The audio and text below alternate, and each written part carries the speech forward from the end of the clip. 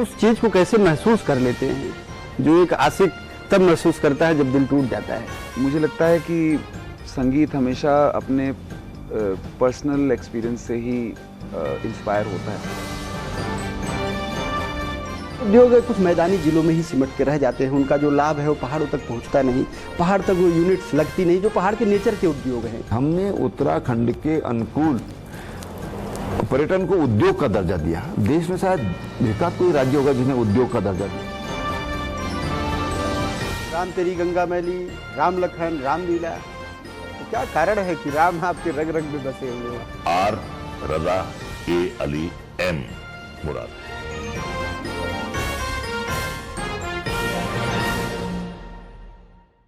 नमस्कार, स्वागत है आपका हमारे विशेष प्रोग्राम फेस टू फेस में। और आज हमारे विशेष प्रोग्राम की जो खास हस्ती हैं वो है देहरादून के एसएसपी एसटीएफ वरिष्ठ आईपीएस अधिकारी अजय सिंह।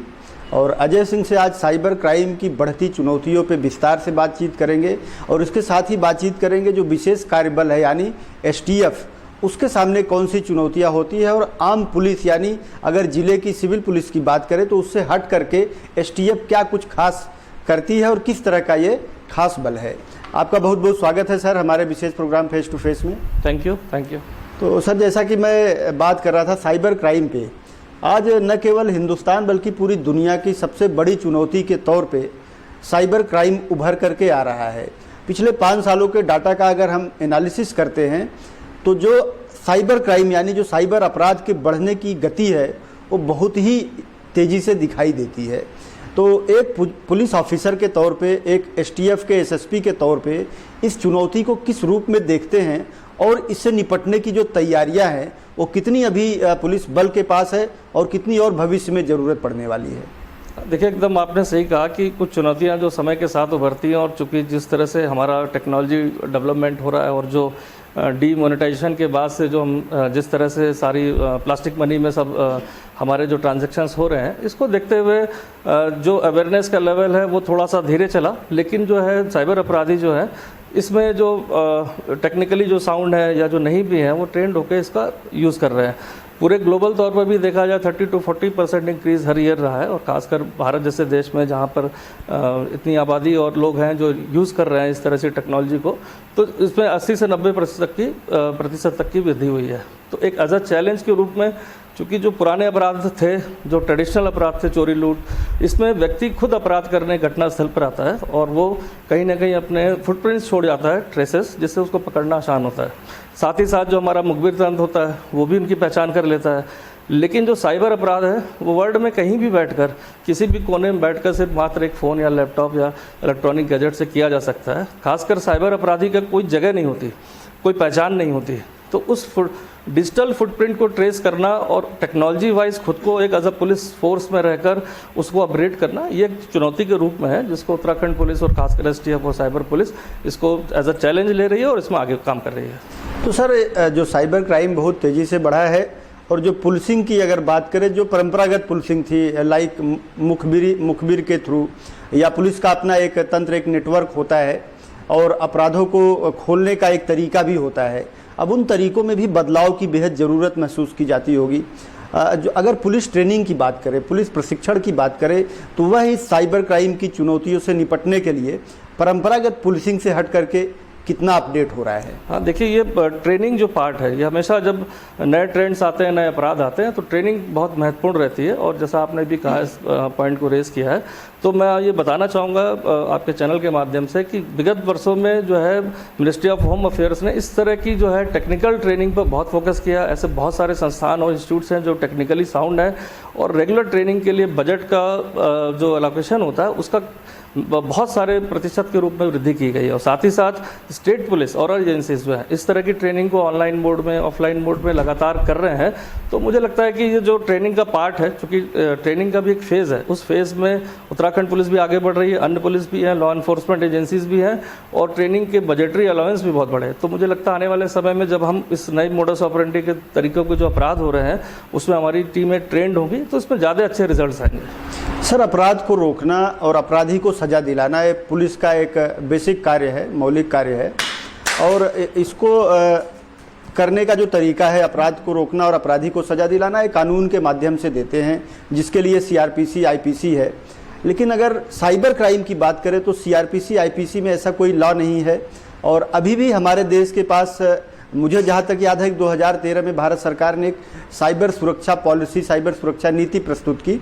लेकिन साइबर लॉज अभी भी बेहद कम है। न केवल हमारे ही देश में बल्कि पूरी दुनिया में अभी साइबर लॉज बेहद कम है। तो कानून की जो कमी है उसकी चुनौतियों को कितना आप लोग फेस करते हैं, क्योंकि जब आप फील्ड में वर्क करते हैं तो उसकी बहुत कमी महसूस होती होगी, क्योंकि आप अपराधी को पकड़ तो लेते हैं लेकिन कानून के दायरे में उसको सजा दिलवाना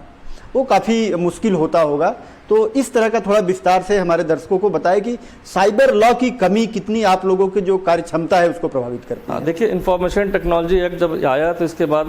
डिजिटल वर्ल्ड में जो क्राइम हो रहे थे अपराधों पर अंकुश लगाने के लिए आया। लेकिन जब ये एक्ट बना था उस समय इस तरह के अपराध इतने रैम्पेंट और इतने बड़े स्तर से नहीं फैले हुए थे, इसलिए जो अपराध की धाराएं थी उसमें सजा 1 वर्ष 6 माह या कह देंगे 3 साल 4 साल की सजा थी मैक्सिमम। खासकर अगर टेरर फाइनेंसिंग और इसकी बात छोड़ दे तो सभी अपराधों में मैक्सिमम 2 से 3 साल की सजा है। जिससे साइबर अपराधियों में चूंकि जमानती ऑफेंस है, बेलेबल ऑफेंस है, तो इसलिए उनको ये भय भी नहीं रहता था और खासकर वो इस लॉ का यूज़ करके जल्दी जमानतों में बाहर आ जाते हैं और जिससे अपने अपराधों में लिप्त हो जाते हैं। चूंकि ये साइबर अपराधी विभिन्न प्रांतों के हैं, किसी एक जगह पर बैठ कर अपराध नहीं कर रहे हैं, तो उनकी मॉनिटरिंग किया जाना भी मुश्किल होता है स्टेट पुलिस के लिए कि अगर वो उनके यहाँ अपराध कारित हुआ तो उसकी मॉनिटरिंग कर पाए। तो आने वाले समय में जो संशोधन की प्रक्रिया, बहुत सारे प्रस्ताव गए हुए हैं विभिन्न स्टेट एजेंसी से, तो इसमें संशोधन की प्रक्रिया गतिमान है। मुझे लगता है भविष्य में इसमें इंफॉर्मेशन टेक्नोलॉजी एक्ट में काफ़ी सारे चेंजेस आएंगे। इन्वेस्टिगेशन को लेकर भी, क्योंकि अभी तक इसमें इंस्पेक्टर्स को पावर है, कल को इंस्पेक्टर्स को पावर मिलेगी तो ज़्यादा से ज़्यादा हमारे पास विवेचक आयु होंगे जो विवेचना को कर सकेंगे।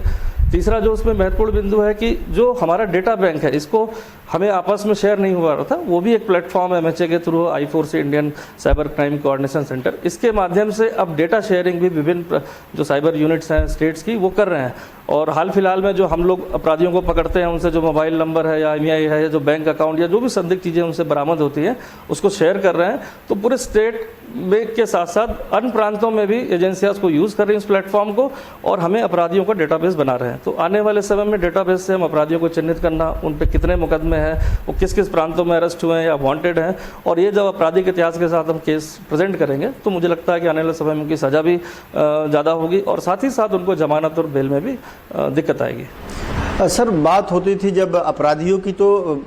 भारत के अपराध जगत में जो अपराधी सक्रिय होते थे वो काफ़ी आधुनिक असलहों का यूज करते थे।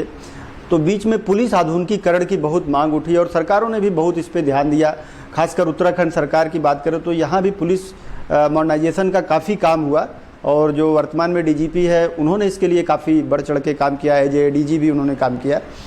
तो बात करें संसाधनों की, क्योंकि जब साइबर क्राइम का आपको सामना करना होता है, जो साइबर अपराधी होता है वो तमाम आधुनिक अस्त्र शस्त्रों से सुसज्जित होता है कह सकते हैं। तो वहाँ पे जो आधुनिक संसाधनों की बात करें तो वहाँ पे आपका जो STF की ही बात कर ले तो कितना वो संसाधनों से कितना लैस है, और क्या जो आधुनिक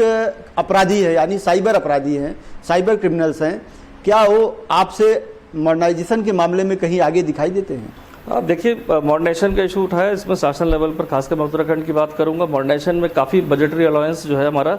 स्टेट पुलिस को इसीलिए मिलता है कि हम अपने संसाधनों को अपग्रेड कर सकें, चाहे वो वेपनरी हो, चाहे वो किसी तरह के मॉडर्न गैजेट्स हो, टूल्स हो, ये हो। और इसमें हम काफ़ी आगे तक काम भी कर रहे हैं इसमें, और इस काम को करते हुए हम आगे बढ़ रहे हैं। और इसमें मुझे लगता है कि आने वाले समय में जो टेक्नोलॉजी टूल सॉफ्टवेयर नए नए जो हमारे डेवलप हो रहे हैं और इसमें हम आगे बढ़ रहे हैं उनके साथ। रही बात आपकी कि साइबर अपराधी ज़्यादा एडवांस हमसे काम कर रहे हैं या नहीं कर रहे हैं, ऐसा कोई अभी तक कोई ऐसी स्टडी नहीं, क्योंकि जितने भी लोग को हम पकड़ते हैं जो अपराधी होते हैं साइबर, कभी कभी तो ग्रेजुएट भी नहीं होते, हाई स्कूल फेल होते हैं। लेकिन सिर्फ वो चूँकि हमारे जो सिस्टम है, कुछ ऐसे सिस्टम है जैसे बैंकिंग कुछ सिस्टम है, या हमारे ISP TSP जो हमारे सर्विस प्रोवाइडर हैं, या जो नियम कानून है, जो विभिन्न उस नियम कानून में जो थोड़ी शिथिलताएँ हैं, जो गैप्स हैं, उसका फ़ायदा उठाकर वो कर लेते हैं। जैसे एग्जाम्पल के तौर पर मैं आपको बताऊँगा, जैसे कोई बैंक अकाउंट खोलना है, उसकी KYC को वेरीफाई करना, अकाउंट खुल जाता है लेकिन जब व्यक्ति उससे फ्रॉड करता है, उस मौके पर जब पुलिस जाती है तो पता चलता है ये अकाउंट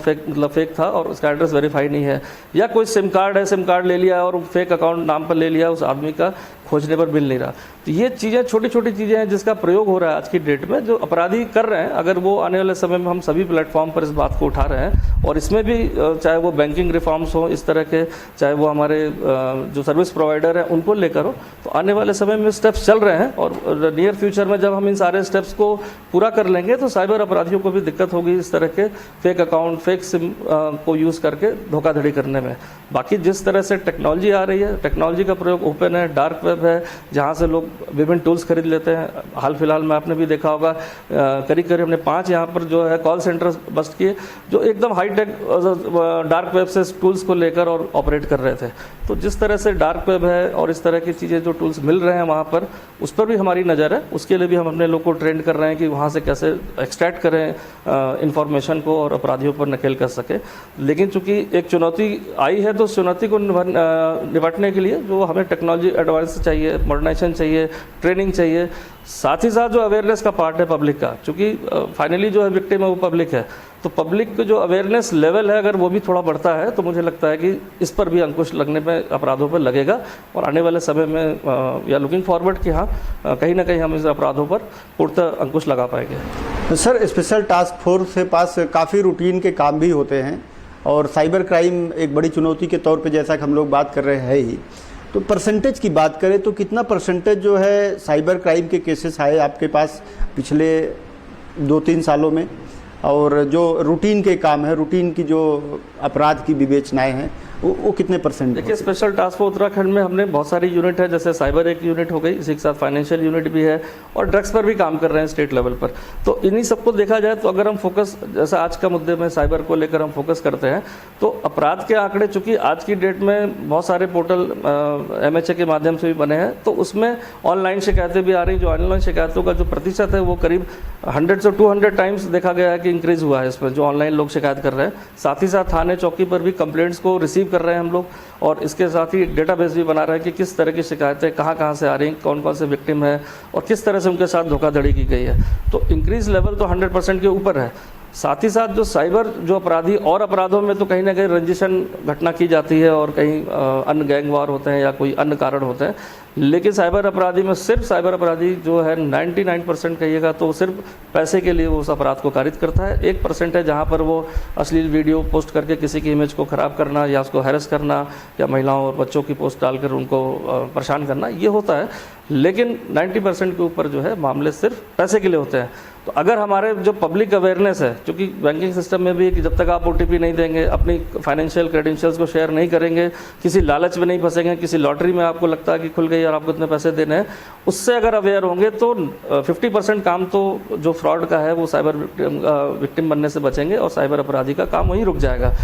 50-60% काम हमारी इन्फोर्समेंट एजेंसीज का भी है, जो हम ऐसे लोगों को ट्रैक करें, ऐसे गैंग को बस्ट करें, जो इन्फॉर्मेशन कलेक्ट हो रही है उसको अन्य प्रदेशों से शेयर करें और कंबाइंड रूप से काम करें। और मैं बताना चाहूँगा कि MHA के प्लेटफॉर्म के तहत ये प्रक्रिया शुरू हो गई है और आने वाले समय में बहुत अच्छे रिजल्ट्स इसमें आने वाले हैं, क्योंकि हर लेवल पर इसमें इसको हायर लेवल पर इस अपराध को, साइबर अपराध को प्रायोरिटी पर लिया गया है और खासकर उत्तराखंड पुलिस तो इसमें काफ़ी काम कर रही है। अन्य जिलों के जो साइबर सेल है उनको भी अपग्रेड किया जा रहा है। तो ये एक बेटर टाइम है कि हम कैसे इसमें आगे बढ़ रहे हैं, क्या रिजल्ट्स आते हैं, ये तो भविष्य की बात है, लेकिन इसको बहुत ही पॉजिटिव और बहुत ही कंसंट्रेटेड एफर्ट्स के साथ, मोटिवेशन के साथ इसमें टीमें हमारी काम कर रही हैं। एज SSP STF आपने काफ़ी मामलों के खुलासे किए,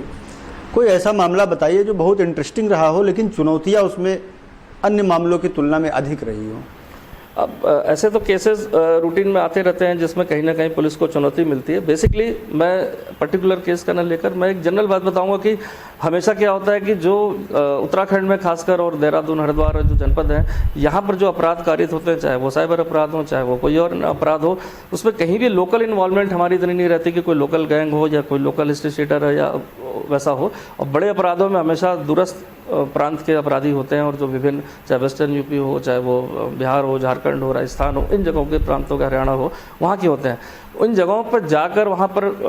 पकड़ना, फिर पकड़ के लीगली उनको अकाउंट फॉर करना, वहाँ के न्यायालय में पेश करना, वहाँ से उनको ट्रांजिट रिमांड पे लाना, ये एक बहुत ही जटिल प्रक्रिया होती है और जिसमें बहुत समय भी लगता है और साथ ही साथ इसमें फाइनेंशियल क्रंच भी होते हैं। लेकिन वो हमारे आज की डेट में जो हमारा थाना निधि बनाया गया, जो सरकार की तरफ से एक सुविधा शुरू करी गई है, उससे हमें इतना सपोर्ट मिलता है कि हम थाना निधि के पैसों को यूज़ करके और हम लीगली यूज़ करके दबिशों में टीमों को दूरस्थ थानों पर भेज रहे हैं। तो अभी भी दिक्कतें हैं, जैसे साउथ में हमारी टीमें जाती हैं तो वहाँ पर कभी कभी ऐसा होता है कि लैंग्वेज प्रॉब्लम हमारे आईओ की होती है और वहाँ लैंग्वेज प्रॉब्लम के कारण उसको कोर्ट में प्रोड्यूस करने में या वहाँ पर बात करने में, अपने केस को समझाने में दिक्कतें आती हैं और ऐसी दिक्कतें आई भी है। तमिलनाडु में हमारी टीमें गई थी लास्ट एक केबीसी के फ्रॉड को लेकर, तो उनको 2 दिन लग गया, मतलब वहाँ कोर्ट में अपने डॉक्यूमेंट्स को बनाना, फिर वहाँ की लैंग्वेज में उसको ट्रांसलेट करना। तो ऐसी दिक्कतें हैं। तो ये एक स्टेट कोऑर्डिनेशन हम लोग का आपस में अब शुरू हो गया है, तो ये कोऑर्डिनेशन के कारण अब दिक्कतें भविष्य में मेरे ख्याल से कम होंगी इसमें।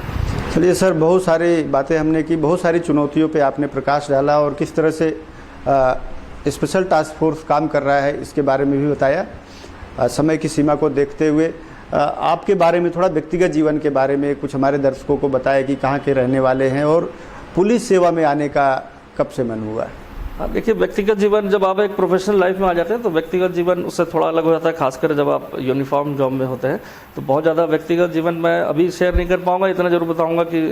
जो होम टाउन है, मैं यूपी का बेसिकली बिलोंग करते हैं। लेकिन जो चुनौतियों की बात आप करते हैं, उसमें चुनौतियाँ सिर्फ पुलिस में ही नहीं कहेंगे, हर जो काम करने वाला कर्मठ आदमी है, अगर वो अपनी निष्ठा से काम करता है तो उसके सामने चुनौतियाँ आती हैं। और ये चुनौतियाँ मैं देखता हूँ यहाँ पर अन्य विभागों के में भी ऐसी चुनौतियाँ हैं। तो जो हमारा कोऑर्डिनेशन आपस में अन्य विभागों के साथ चलता है, ये भी बहुत हमारे लिए यूज़फुल होता है, क्योंकि सिर्फ अकेले पुलिस ही किसी अपराध को रोकने के लिए वो नहीं है, उसके साथ अन्य विभाग भी जब खड़े होते हैं, कोऑर्डिनेशन उनके साथ, जैसे हम कोई जांच करते हैं, कोई पकड़ते हैं तो हमें बैंक की डिटेल चाहिए, बैंकिंग सिस्टम को यूज़ करते हैं, हम अपने रेवेन्यू डिपार्टमेंट को यूज़ करते हैं। तो इन सब चीज़ों को देखते हुए मुझे लगता है कि आने वाले समय में जो है उत्तराखंड पुलिस जिस तरह से काम कर रही है, खासकर STF और अन्य ऑर्गेनाइज यूनिट है, तो अच्छे रिजल्ट्स देने का मैं प्रयास करूंगा। साथ ही साथ उत्तराखंड पुलिस जो आगे बढ़ रही है हर मुकाम पर, उसमें भी अच्छे रिजल्ट्स आएंगे, ऐसी मुझे पूरी उम्मीद है। आप हमारे शो में आए, अपना बहुमूल्य समय दिया, आपका बहुत बहुत धन्यवाद। Thank you. तो आपने देखा ये थे हमारे साथ देहरादून के SSP STF अजय सिंह, जिन्होंने विस्तार से बताया कि साइबर क्राइम किस गति से, किस स्पीड से बढ़ रहा है और इससे बचने के लिए एक आम नागरिक के तौर पे हमको क्या करना चाहिए और एक पुलिस के तौर पे, एक समाज के सुरक्षा चक्र के तौर पे पुलिस किन चुनौतियों से जूझ रही है और किस तरह से साइबर क्राइम से बचाने की लोगों को कोशिश कर रही है और साइबर क्राइम के प्रति लोगों को जागरूक कर रही है। तो उनकी पूरी बातचीत का अगर हम लबोलुआब देखें तो हम कह सकते हैं कि साइबर क्राइम से बचने का एक सबसे अच्छा तरीका है कि हम अपना दिल और दिमाग खुला रखें और जो साइबर क्राइम घटित हो रहा है समाज में उसका ऑब्जर्व करते रहें, तो शायद एक जागरूकता के माध्यम से हम इस क्राइम से बच सकते हैं। अगले सप्ताह मिलेंगे ऐसी ही किसी अन्य शख्सियत के साथ, तब तक आप देखते रहिए फेस टू फेस।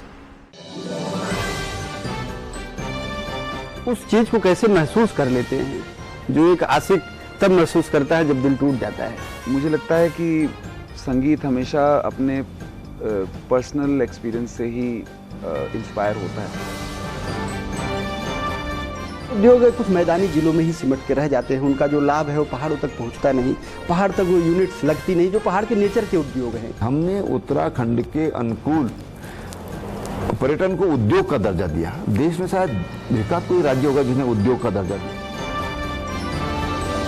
राम तेरी गंगा मैली, राम लखन रामलीला, तो क्या कारण है कि राम आपके रग रग में बसे हुए हैं? R Raza A Ali M Murad.